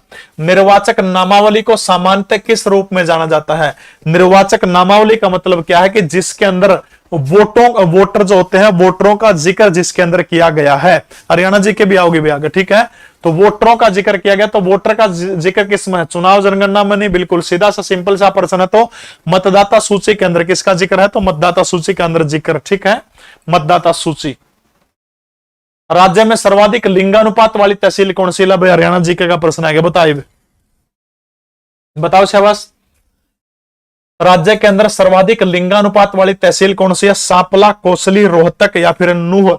बताइए शाबाश कौन सी है? तो याद रखना है सांपला, कोसली। तो याद रखना झज्जर जिले की कोसली तहसील जो है, झज्जर जिले की कोसली तहसील जो है वो लिंगानुपात में हरियाणा प्रदेश की जो है सर्वाधिक लिंगानुपात वाली है कोसली। ठीक है, सर्वाधिक लिंगानुपात वाली तहसील पूछा गया यहां पर। बिहार लोकसभा के अंदर सीटों की संख्या कितनी है? बिहार लोकसभा जो है, बिहार लोकसभा के अंदर सीटों की संख्या कितनी है यह पूछ रखी है। बताइए शाबाश 29, 35, 40 या फिर 45। कोसली शायद, हाँ रेवाड़ी में है भाई कोसली। ठीक है, रेवाड़ी में है। बताओ शाबाश कोसली रेवाड़ी में। ठीक है, इसने हटा दियो भाई है। ठीक है, तो कोसली इसका उत्तर हो जाएगा। बिहार लोकसभा की सीटें, भारत में सबसे ज्यादा उत्तर प्रदेश है। उत्तर प्रदेश के अंदर लोकसभा की सीटें कितनी है? 80 है। ठीक है, अब भी बहुत सारे बड़का गलत उत्तर लग रहा है। यूपी के अंदर 80 सीटें, उसके बाद किसका नंबर आता है? महाराष्ट्र का, फिर बंगाल का नंबर आता है। एमएच महाराष्ट्र के अंदर 48 है। WB वेस्ट बंगाल के अंदर कितनी सीटें हैं? तो वेस्ट बंगाल के अंदर है 42 सीटें। उसके बाद बिहार का नंबर आता है, बिहार के अंदर है 40 सीटें। उसके बाद तमिलनाडु का नंबर आओ, तमिलनाडु के अंदर 39 सीटें हैं। बस इतनी सीटें आपने ये ऊपर याद रख लियो। तो बिहार के अंदर 40 है। ठीक है, यूपी के अंदर कितनी याद रखना? 80 है। महाराष्ट्र के अंदर 48 है। बंगाल के अंदर 42 है। बिहार के अंदर 40 है। तमिलनाडु के अंदर कितनी है? 39 सीटें हैं। ठीक है, अगला प्रश्न देखो भाई। राज्य के किस असांगी को दीपचंद ब्राह्मण का उत्तराधिकारी माना जाता है? लब है हरियाणा जीके का। क्या अरे करियो सारे के सारे लाइक करियो रहे, कंजूस आदमी रहे। 601 जने देख, 900 जने देखने लग रहे हैं, 600 जने लाइक। बताओ शाबाश किस असांगी को दीपचंद का उत्तराधिकारी माना जाता है? दीपचंद जो है अपने याद रखना है सोनीपत जो है, सोनीपत को हरियाणा प्रदेश का सांगियों की धरती कहा जाता है। सोनीपत का एक गांव है, गांव का नाम कौन सा? शेरी खांडा। शेरी खांडा गांव के अंदर दीपचंद का जन्म हुआ था। और इनके गुरु जो है याद रखना कौन है? सेठ छाजूराम। जो छाजूराम के शिष्य कौन है? पंडित दीपचंद जो छाजूराम के शिष्य हैं। इनको हरियाणा का क्या कहा जाता है? हरियाणा का शेक्सपियर कहा जाता है। इसके अलावा हरियाणा का कालिदास कहा जाता है। ठीक है, हरियाणा का शेक्सपियर, हरियाणा का कालिदास किसको कहा जाता है? याद रखना है वो है दीपचंद को कहा जाता है। सांग के अंदर जो है दो शैली प्रमुख रूप से है, कीर्तन शैली और दूसरी जो है नौटंकी शैली। ठीक है, कीर्तन और नौटंकी शैली जो है दो सांग की प्रमुख शैलियां हैं। तो किसको दीपचंद ब्राह्मण जो है इसका उत्तराधिकारी हरियाणा के अंदर किसको कहा जाता है? गलत उत्तर दे रहे हैं राजेंद्र सिंह खरकिया। राजेंद्र सिंह खरकिया को हरियाणा का सरस्वती पुत्र कहा जाता है। ठीक है, सरस्वती पुत्र किसको कहा जाता है? राजेंद्र खरकिया को। तो वो कौन है? सांगी अर्धेवा जो है, सांगी अर्धेवा को क्या कहा जाता है? सांगी अर्धेवा को पंडित दीपचंद जो है इनका क्या कहा जाता है? याद रखना है उत्तराधिकारी कहा जाता है। सांगी अर्धेवा जो है सांग के अंदर जो है चबोला जो है, चबोला श्रेणी का जनक हरियाणा के अंदर किसको कहा जाओ है? तो चबोला श्रेणी का जनक जो है किसको कहा जाता है? तो अर्धेवा जो है, अर्धेवा को जो है चबोला श्रेणी का जनक कहा जाता है, अर्धेवा को। और ये जो अर्धेवा जो है इन्हीं अर्धेवा सांगी का एक प्रसिद्ध शिष्य है, जिस शिष्य का नाम क्या है? बाजे भगत। ठीक है, बाजे भगत जो है अर्धेवा सांगी के शिष्य हैं। और बाजे भगत के बारे में एक प्रश्न आओ कि हरियाणा का कौन सा सांगी आध्यात्मिक सांगों की रचना करता है? तो आध्यात्मिक सांग जो है, आध्यात्मिक सांगों की रचना करने का काम बाजे भगत कर रहा है। बाजे भगत किसका शिष्य है? अर्धेवा सांगी का शिष्य है। ठीक है, याद हो जाओगा बाजे भगत किसका शिष्य है? तो अर्धेवा सांगी का शिष्य कौन है? बाजे भगत। ठीक है, हरियाणा की पहली महिला सांगी कौन है? फटाफट बताइएगा कमेंट करके। हरियाणा की पहली महिला सांगी कौन है? जल्दी जल्दी से आवाज बताइएगा। अर्धेवा सांगी सर कौन से जिले से संबंध रखते हैं? अर्धेवा, अर्धेवा अकड़ गया। अर्धेवा गोल्लर गांव है, जिला रोहतक। रोहतक जिले के गोल्लर गांव के अंदर अर्धेवा सांगी का जन्म हुआ था। सरदारी बेगम जो है वो कलायत की रहने वाली है। सरदारी बेगम, सरदारी बेगम हरियाणा प्रदेश की कलायत की रहने वाली हरियाणा प्रदेश की पहली महिला सांगी कौन है? सरदारी बेगम। ठीक है, तो ये सारे के सारे चीजें जो भाई सरदारी बेगम कलायत की रहने वाली हरियाणा प्रदेश की पहली महिला सांगी है। सांग में पुरुष को बेड़ेबंद कहा जाता है और जो महिला जो होती है उसको क्या कहा जाओ? तो बड़ा रकाना कहा जाओ, ठीक है, बड़ा रकाना। गूंगा धमोड़ा नृत्य के साथ में सांग की क्या होती है, शुरुआत होती है, ठीक है, गूंगा धमोड़ा। चलो वावा कर दो, एक बहुत बढ़िया शायर हो जाओगा, शाबाश वावा कर दो। जो खो गया उसके लिए रोया नहीं करते, जो पा लिया उसे खोया नहीं करते। वाह, जो खो गया उसके लिए रोया नहीं करते, जो पा लिया उसे खोया नहीं करते, उनके ही सितारे चमकते हैं जो मजबूरियों का रोना रोया नहीं करते हैं, उनके ही सितारे चमकते हैं जो मजबूरियों का रोना नहीं रोया करते हैं। वाह, बड़ा रकाना, ठीक है। तेलंगाना भारत का कौन सा राज्य बना था, बताओ शाबाश। तेलंगाना भारत का कौन सा राज्य बना था, 27वां, 28वां, 29वां? 2 जून, बताइए शाबाश। 2 जून 2014 वो तारीख थी, जो 2 जून 2014, 2 जून 2014 को तेलंगाना भारत का 29वां राज्य बना था। आंध्र प्रदेश से अलग करके बनाया गया था। तेलंगाना की राजधानी कौन सी है, तो याद रखना है हैदराबाद जो है वो तेलंगाना की राजधानी है, और आंध्र प्रदेश की राजधानी कौन सी है, अमरावती जो है, अमरावती आंध्र प्रदेश की राजधानी। इसी अमरावती के अंदर भारत का 25वां हाईकोर्ट इसी आंध्र प्रदेश की राजधानी अमरावती के अंदर बनाया गया है। 4 पंक्तियों के गीत पर आधारित नृत्य को क्या कहा जाता है, बताइए शाबाश। 4 पंक्तियों जो है, 4 पंक्तियों के ऊपर आधारित जो है उस नृत्य को क्या कहा जाता है, धमाल। धमाल हरियाणा प्रदेश का सबसे प्राचीन नृत्य है, ठीक है, हरियाणा प्रदेश का सबसे प्राचीन नृत्य है। या फिर नु पूछ ले महाभारत कालीन नृत्य, महाभारत कालीन नृत्य कौन सा है, तो धमाल है, सबसे पुराना है। किस टाइम करा जाओ, तो याद रखना चांदनी रात में, खुले मौसम में नृत्य करा जाओ, ठीक है, चांदनी रात के अंदर। तो 4 पंक्तियों के गीत के ऊपर आधारित जो नृत्य कौन सा हो गया, तो चौपाया उसको कहा जाता है, ठीक है। भाई इन चीजों में किमें को नहीं, प्यार मोहब्बत, प्यार करो तो सिर्फ गुलाब तक सीमित नहीं होना चाहिए, घिया देने तक सीमित होना चाहिए, ठीक है।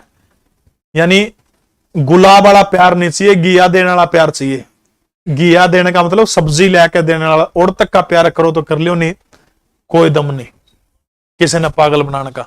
हाँ, बारिश हो रही है, सबके यार हंस रहे हैं, इसलिए बारिश हो रही है। अगला प्रश्न देखो भाई के, ज्योतिराव फुले द्वारा सत्यशोधक समाज की स्थापना कब करने का काम किया गया है, बताओ शाबाश।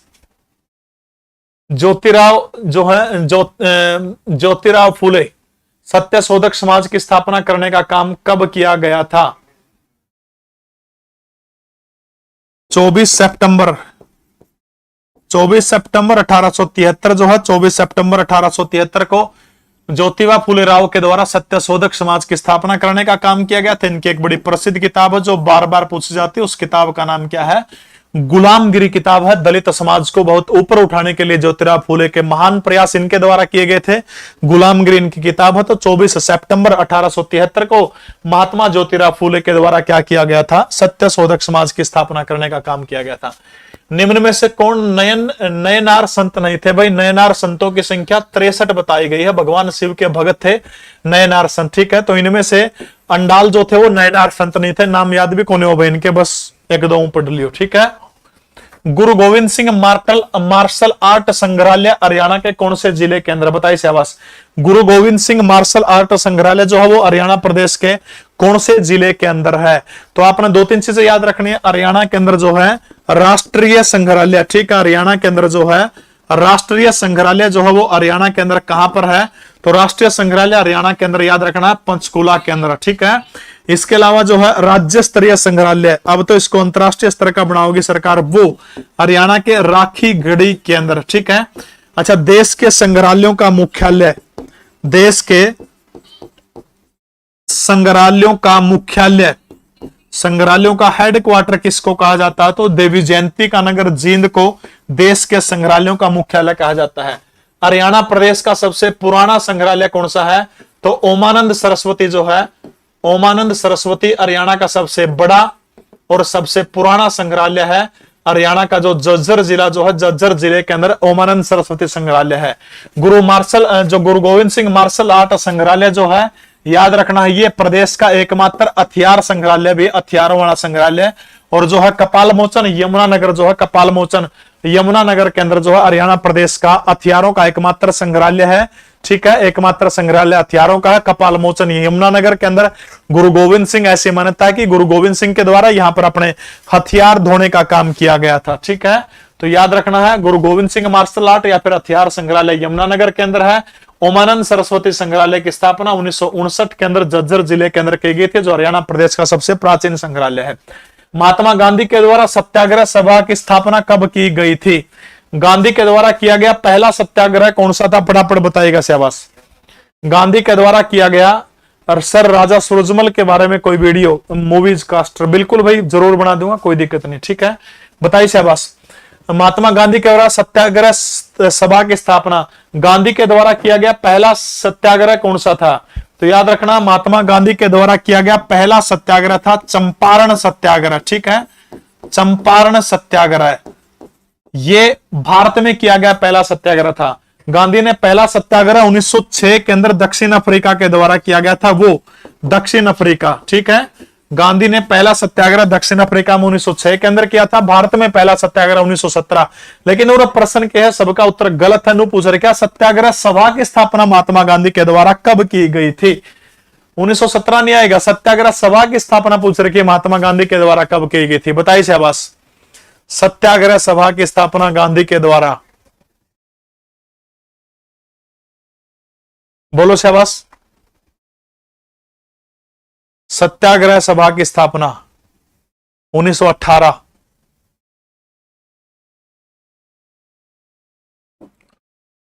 1923 का झंडा सत्याग्रह किस शहर के अंदर आयोजित किया गया था?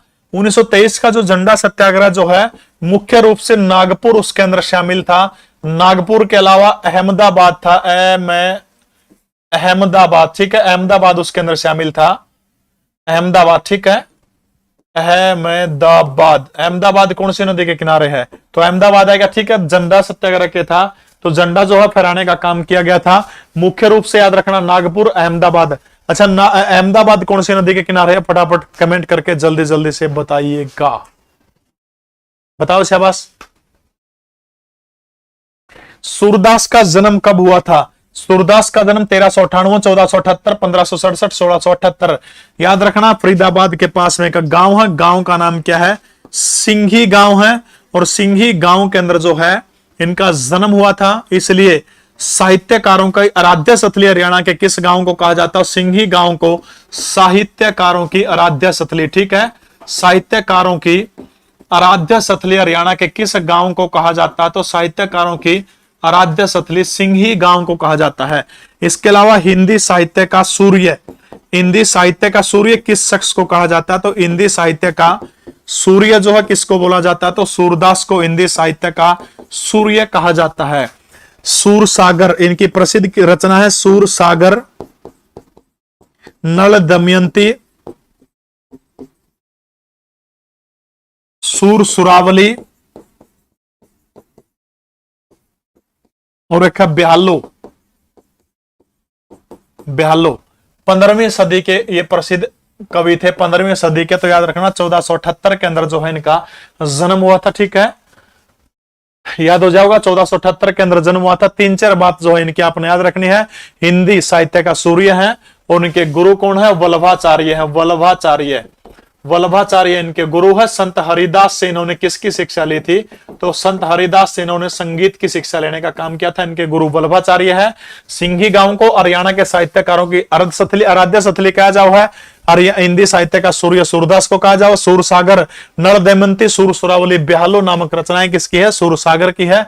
ऐसी मान्यता है सूर सागर बचपन से अंधे थे।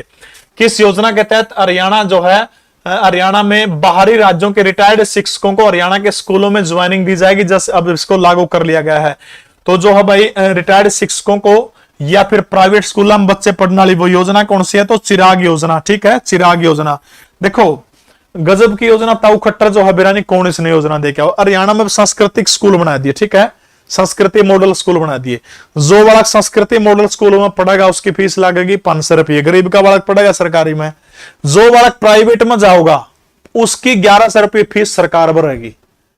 सरकारी में पढ़ेगा तो उस पर 500 रुपये भी ना फीस लेगी, और जो वो बालक प्राइवेट में पढ़ेगा तो उसकी सरकार 1100 रुपये सरकार उसकी फीस देने का काम करेगी। कितना गजब का वो। गौरव जांगड़ा, थैंक यू भाई।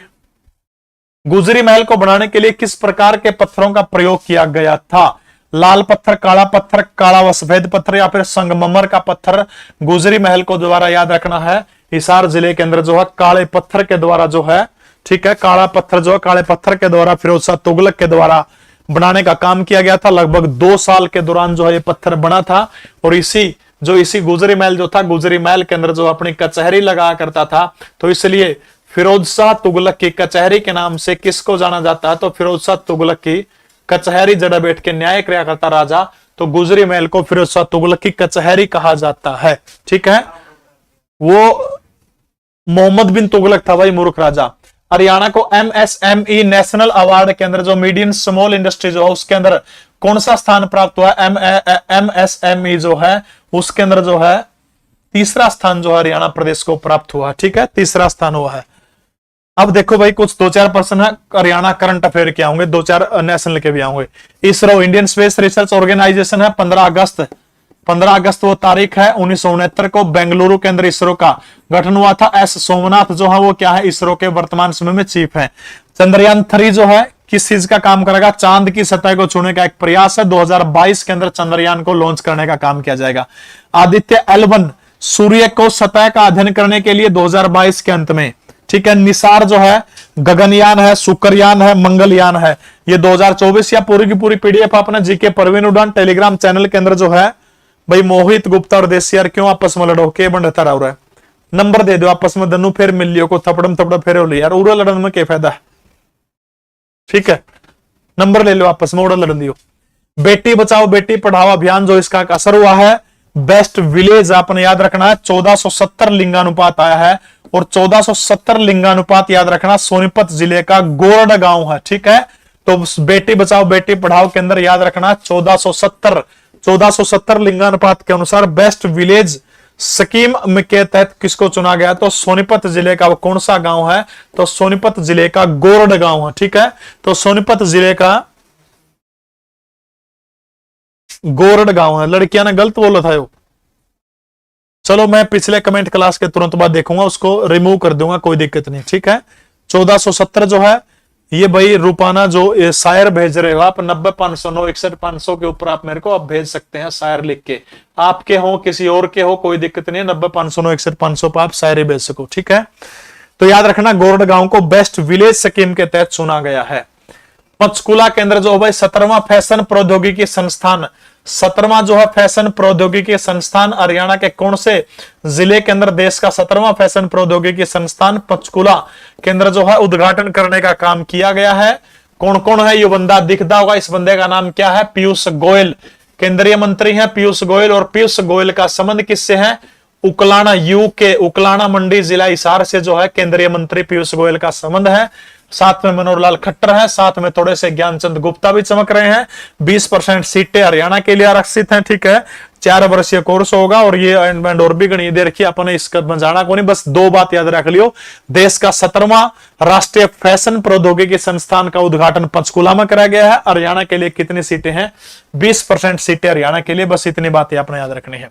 हरियाणा में आयुर्वेद को बढ़ावा देने के लिए श्री कृष्णा आयुष विश्वविद्यालय की स्थापना जो है वो कहां करी जाएगी? तो आयुर्वेद को बढ़ावा देने के लिए बहुत पुरानी योजना सरकार की, तो ये आपने याद रखना कुरुक्षेत्र के अंदर जो है श्री कृष्णा आयुर विश्वविद्यालय जो है, श्री कृष्णा आयुर विश्वविद्यालय जो है याद रखना है। तो 100 एकड़ के अंदर कुरुक्षेत्र के अंदर इसको बनाने का काम किया जाएगा। नया संसद भवन जो इसकी छत के ऊपर क्या लगाया गया है? अशोक स्तंभ लगाने का काम किया गया है। 11 जुलाई को नरेंद्र मोदी ने 6.5 मीटर लंबे, याद रखना किसका बना हुआ? कांस्य का बना हुआ है। ठीक है, ठीक है। राष्ट्रीय प्रतीक जो है इसकी ऊंचाई 21 फीट है। इसकी अभी जो बनाया गया वजन 95 किलो है, व्यास इतना है, कोई जरूर नहीं है, बस ये बात याद रख लियो। नया संसद भवन 850 करोड़ में तैयार हुआ है। बिल्डिंग जो है 65,000 वर्ग किलोमीटर के अंदर फैली हुई है। ये इलाका है, बिल्डिंग का फ्लोर, इतनी चीजें, त्रिकोणीय डिजाइन है। ठीक है, अमित नाम के यूजर ने भेजी थी बना के। ठीक है, तो 11 जुलाई को याद रखना किसका अशोक स्तंभ का अनावरण किया गया है। इसका जो मुंह जो है थोड़ा शेर का मुंह खुला है और इसे बात को लेकर विवाद हुआ है, भाई इसका मुंह जो है बंद रहना चाहिए। तब अनुपम खेर ने ट्वीट किया, जब जिस टाइम पर बंद को अपनाया गया था उस टाइम पर भारत की दशा और थी, आज जो है आंखें दिखाने वाला देश भारत बन गया, खुला हो गया, तो कोई दिक्कत नहीं है। कानपुर की पल्लवी के सिर सजा मिसेज यूनिवर्स डिवाइन का खिताब। ठीक है, तो याद रखना है कानपुर की पल्लवी। ठीक है, मिसेज यूनिवर्स कानपुर की पल्लवी। मिस इंडिया 2022 सिन्नी शेट्टी कर्नाटक की चुनी गई है। मिस इंडिया वर्ल्ड वाइड 2022 खुशी पटेल गुजरात की। मिसेज वर्ल्ड 2022 कौन चुनी गई है? साइलिन फोर्ड चुनी गई है। Miss universe 2021 Harnaaz Kaur Sandhu. Miss universe 2021 Harnaaz Kaur Sandhu. Miss world कौन है? कैरोलिना बिलावस्का पोलैंड की। ठीक है, और ये जिस यूजर ने मेरे पास भेजा है भाई वो तो 1% आपको आगामी परीक्षा में जरूर देखने को मिलेगा। ये है भाई कौन सी है पल्लवी, कौन सी है डिवाइन वाली है, इनमें तो देख लियो, छांट लियो।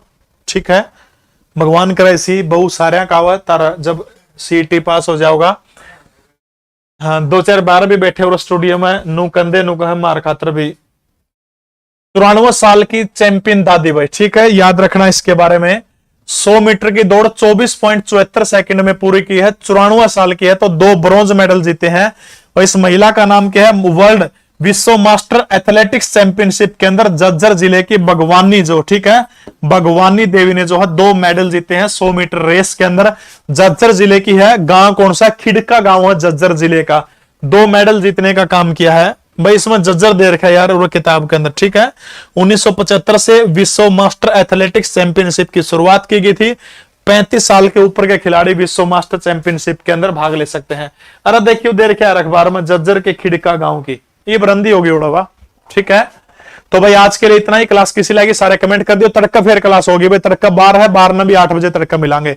CET 02 के नाम से जो है 2 बैच अपने लीसो ऐप के ऊपर मिलेंगे। एक तो है CET 02, इसके अंदर जो है CET 02 के अंदर टोटली थ्योरी करवाई जाओगी। 96,099 70,000 पर कॉल कर लियो। ठीक है, सिर्फ 249 रुपए के अंदर पूरा का पूरा बैच है।